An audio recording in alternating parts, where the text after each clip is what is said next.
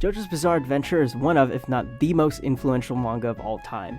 Even if you haven't read or watched any of the content, I could show you aspects of the story and you'd recognize it in some fashion.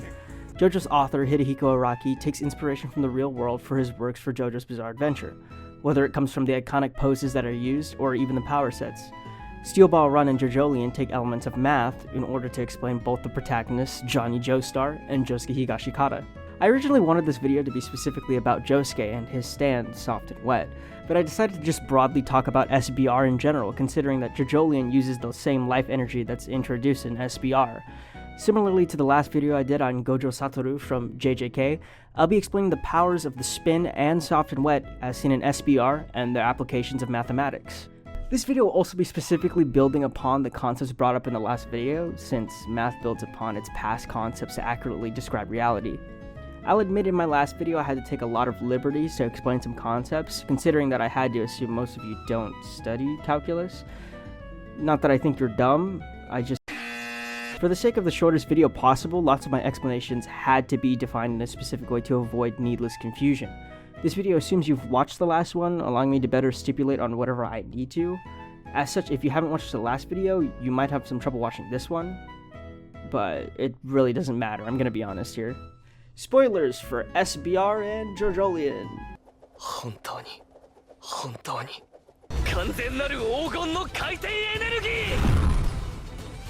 After the end of the sixth part of JoJo's Stone Ocean, the series was rebooted in another universe deemed SBR. Johnny is the main character of the seventh part of JoJo, and is in turn the first JoJo of this new universe.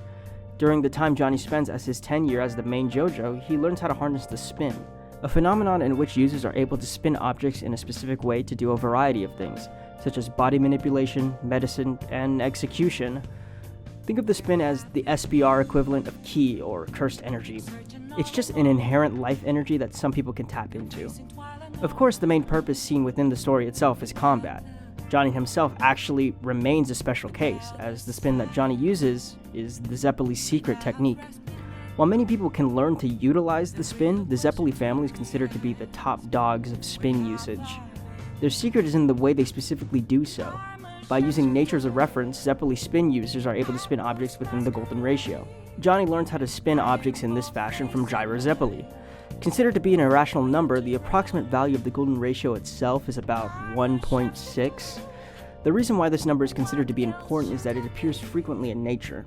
Many people also subscribe to the idea that if objects themselves are shaped in analogous to the golden ratio, it becomes aesthetically pleasing, which also remains true in SBR. Using nature as a reference point, spin users can find the ratio and begin to spin objects according to such.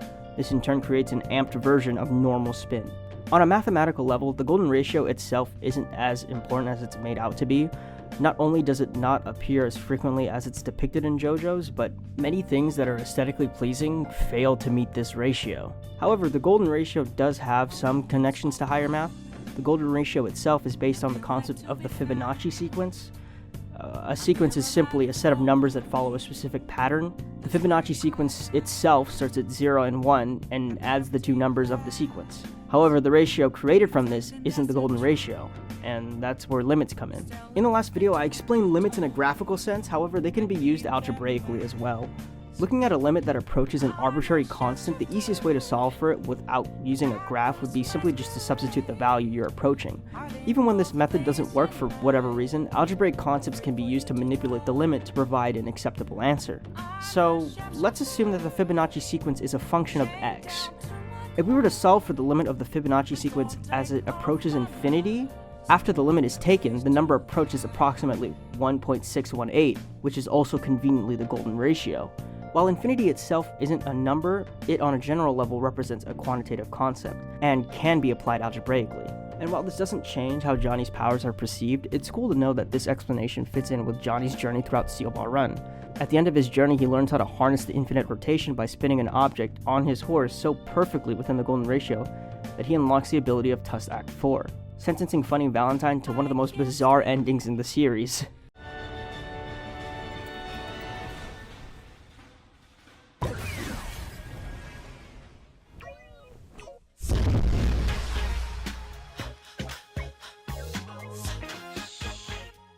Soft and wet. Being a JoJo protagonist, Josuke has the ability to access something called a stand. Stands can take many shapes and have a variety of abilities, however these abilities are shaped by the user's personality and cognition, as the stand itself is the personification of an individual's life energy. Josuke's stand, named Soft and Wet, has the ability to generate bubbles that have two main functions. One that simply explodes, and another that has the ability to steal a physical property from an object. This is where I might let down some people, but explaining the application of these bubbles is genuinely impossible. The story doesn't explain how exploding the bubble or stealing a property of an object is possible, which makes sense considering that the applications of Josuke's bubbles are chalked up to the uniqueness of his stand. It's kind of the same reason why Gojo can be explained with calculus, but not Todo. The plunder and explosive bubbles aren't stipulated enough in mathematics, so how does calculus apply to Josuke Higashikata? Well, for starters, how the bubbles are generated in the first place. Rai Mamazuku, after understanding Josuke's ability, describes Soft and Wet's bubbles as not a spherical shape, instead just a line that spins in a way to create the illusion that it has the shape of a bubble. Oddly enough, this phenomena is used in calculus, being the solids of revolution. Imagine being given a line. This line is a two-dimensional object, as it doesn't have the concept of depth. However, if this line is taken and rotated upon an axis, the line is able to create a three-dimensional object. With this new 3D shape, we can use integrals to solve for the volumes of a 3D object. The reason why this is done is because not every 3D shape is going to be represented as something we already have a volume equation for. Using integrals, we can find volumes for non-conventional 3D objects, which is definitely a topic for another video. All that's important to know is that using the solids of revolution, a two-dimensional shape can create a three-dimensional one depending on how it is rotated. Jimmy, don't look. Just look at that! Which is exactly what Josuke does to create bubbles. He takes a curve, presumably looking like a half circle, and spins it around the y-axis to create a spherical object. The reason why I say the y-axis specifically is whenever Josuke's bubbles are shown spinning, they're shown spinning in analogous to the y-axis. Even when Mamazuku describes the moving line, he depicts the line spinning across the y-axis instead of the x-axis. If Josuke's bubbles were spinning across the x-axis, they would look something like this instead. The reason I bring this up is while it doesn't really apply to conventional shapes like a sphere, a line can generate two different shapes depending on which axis it's rotated upon, as well as the shape of the line.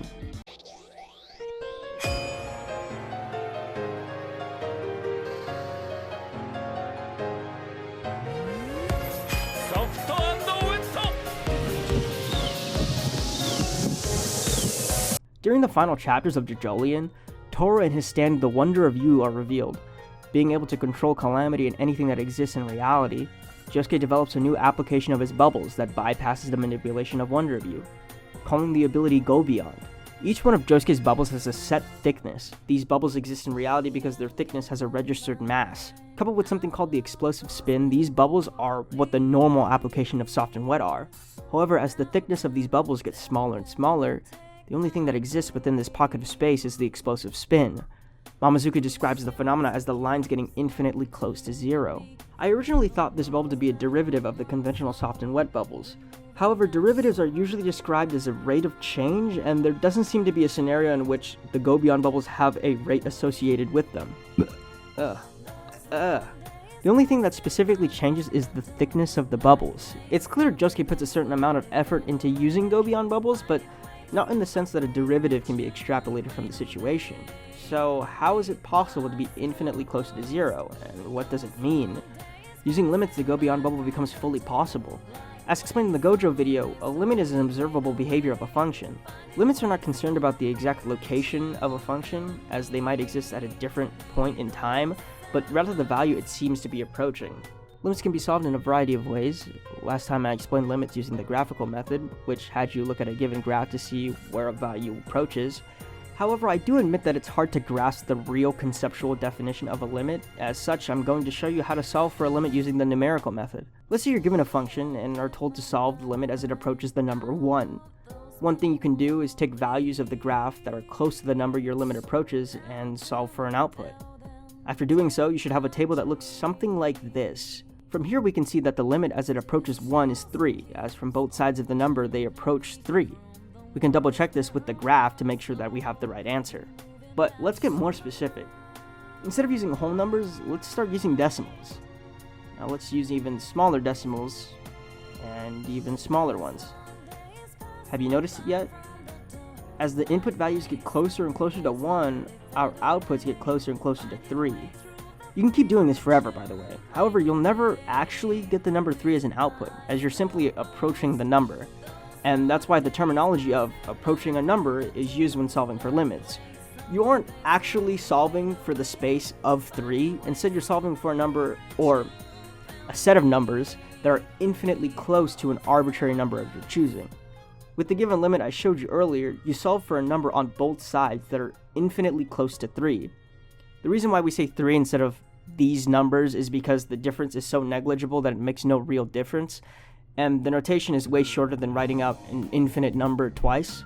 On a conceptual level, there's a difference between the limit as it approaches 1 and the actual value of 1, but it's so small because the numbers are infinitely close to each other. This is what Josuke does to make a go beyond bubble. He takes the limit of the thickness of his bubbles as they approach 0, making the bubble on a practical level non-existent, despite having an immensely small layer of thickness. In a very similar sense to Johnny, he's able to take a concept and algebraically find a limit as it approaches 0 to reach the apex of his abilities. Although in their cases, it's the opposite, considering that Johnny uses the power of infinity, while Josuke uses the power of 0. This non-existent bubble cannot be manipulated by Wonder View, as it technically doesn't exist. The remaining explosive spin is able to damage opponents, putting an end to the story about breaking the curse. Thank you, bye-bye, love all of you.